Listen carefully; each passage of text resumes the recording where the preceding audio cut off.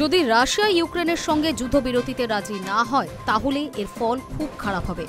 আলাস্কায় বৈঠকের আগে রুশ প্রেসিডেন্ট ভ্লাদিমির পুতিনকে এইভাবেই হুঁশিয়ারি দিলেন মার্কিন প্রেসিডেন্ট ডোনাল্ড ট্রাম্প। পাশাপাশি শান্তি চুক্তিতে সম্মত না হলে রাশিয়ার বিরুদ্ধে অর্থনৈতিক প্রতিরোধেরও ইঙ্গিত দিয়েছেন মার্কিন প্রেসিডেন্ট।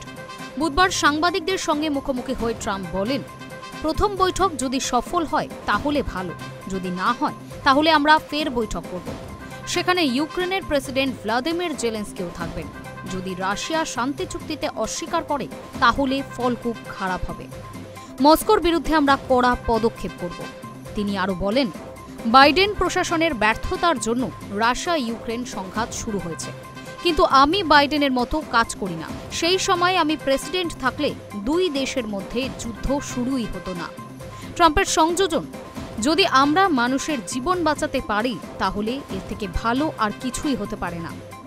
গত 6 মাসে আমি 5টি যুদ্ধ বন্ধ করেছি। শুধু তাই নয়, আমরা ইরানের পারমাণবিক কার্যকলাপও বন্ধ করে দিয়েছি। প্রসঙ্গত, শুক্রবারই আলাস্কায় বৈঠকে বসতে চলেছেন ট্রাম্প এবং পুতিন। বৈঠকের আগে যতটা সম্ভব ইউক্রেনের ভূখণ্ড নিজেদের দখলে আনতে আগ্রাসী রাশিয়া, যাতে করে ট্রাম্পের সঙ্গে বৈঠকে যুদ্ধবিরতি নিয়ে দর কষাকষির সময় কঠিন শর্ত আরোপ করতে পারেন পুতিন।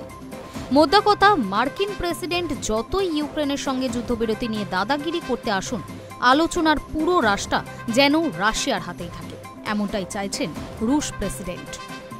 High news network.